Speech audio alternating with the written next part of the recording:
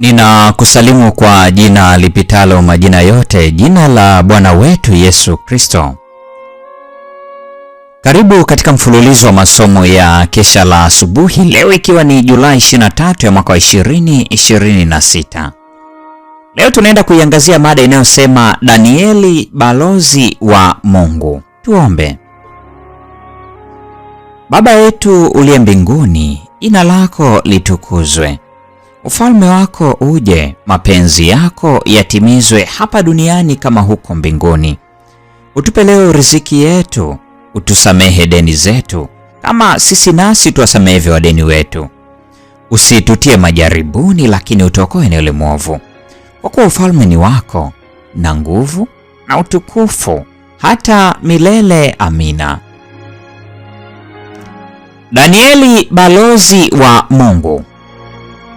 Fungu elekezi linatoka katika kitabu cha Danieli sura ile ya 6 aya 4. Neno la Mungu linasema, basi mawaziri na maamiri wakatafuta sana kupata sababu ya kumshtaki Danieli kwa habari za ufalme, lakini hawakuweza kuona sababu wala kosa, kwa maana alikuwa mwaminifu, wala halikuonekana kosa wala hatia ndani yake. Danieli, waziri mkuu wa ufalme mkubwa kuliko ufalme wowote wa duniani, alikuwa wakati huo huo nabii wa Mungu, akipokea nuru ya uvuvio wa Mungu. Mtu wa tabia kama zetu, kalamu ya uvuvio inamuelezea kama mtu asiye na hatia. Shughuli zake za kibiashara zilipofanyiwa uchunguzi wa kina na maadui zake, zilionekana kuwa hazina dosari hata moja. Alikuwa mfano wa kile ambacho kila mfanyabiashara anaweza kuwa pale moyo wake unapogeuzwa na kuwekwa wakfu, na pale nia yake zinapokuwa sawa machoni pa Mungu. Danieli, akiwa imara katika uaminifu wake kwa Mungu, asiyeyumbishwa katika kujitawala kwake, kupitia heshima yake bora na uadilifu wake usioyumba, akiwa bado ni kijana, alipata upendeleo na upendo wa afisa wa kipagani ambaye alikuwa amewekwa chini ya ulinzi wake.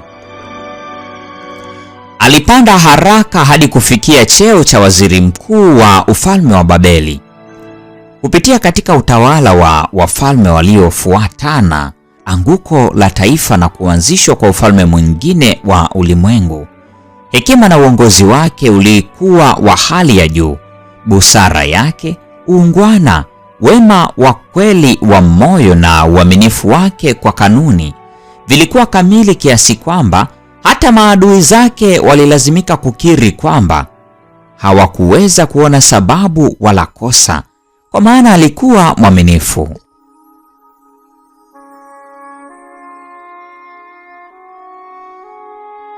Akiheshimiwa na watu kwa majukumu ya serikali na siri za ufalme wenye mamlaka ya ulimwengu wote, Danieli aliheshimiwa na Mungu kama balozi wake na alipewa ufunuo mwingi wa siri wa zama zijazo.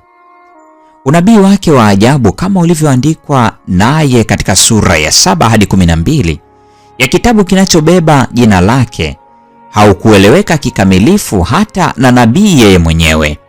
Lakini kabla ya mwisho wa kazi zake za maisha, alipewa uhakikisho uliobarikiwa kwamba mwisho wa siku hizo, katika kipindi cha kufungwa kwa historia ya ulimwengu huo, angeruhusiwa tena kusimama katika kura na mahali pake. Sisi kama Danieli na wenzake tunaweza kuishi kwa ajili ya kile kilicho kweli, kitukufu na cha kudumu, na kujifunza katika maisha haya kanuni za ufalme wa Bwana na Mwokozi wetu. Tunaweza kuwa tayari wakati wa kuja kwake kuingia pamoja naye katika milki yake. Mpendwa wa mfuatiliaji wa mfululizo wa masomo haya ya kesha la asubuhi, leo ni Julai 23, mada ikisema Danieli balozi wa Mungu. Na kwa nukta hiyo ndio tunakuwa tumefikia tamati ya tafakari ya mada hii nzuri siku ya leo. Neema ya Bwana wetu Yesu Kristo, pendo la Mungu na ushirika wa Roho Mtakatifu dumu kwa pamoja nasi sasa na hata milele. Amina.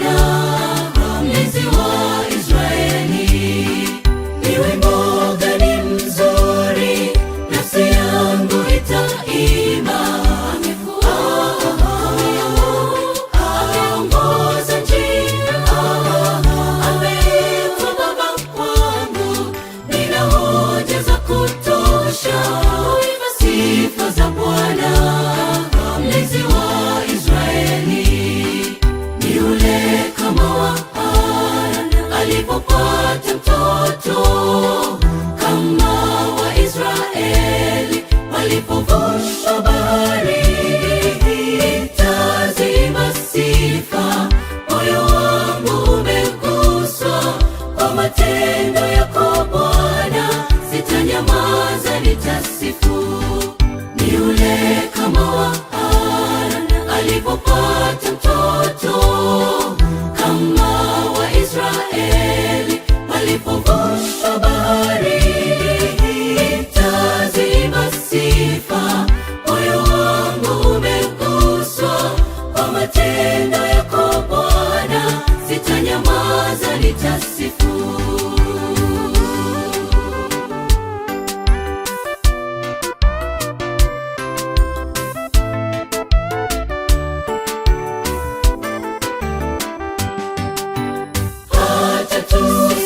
Tusipoyakumbuka ni mangapi alifanya, hatukuomba, yamefanywa ushuhuda kwetu. Tukijaribu kumbuka tulipopata magumu, ni vipi tuliyashinda kama si kwa Bwana wetu.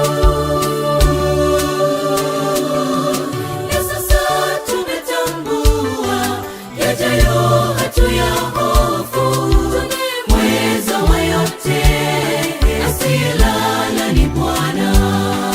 Na sasa tunaposonga, tuna imani kwamba hakuna unaloshindwa kama ulishinda mauti.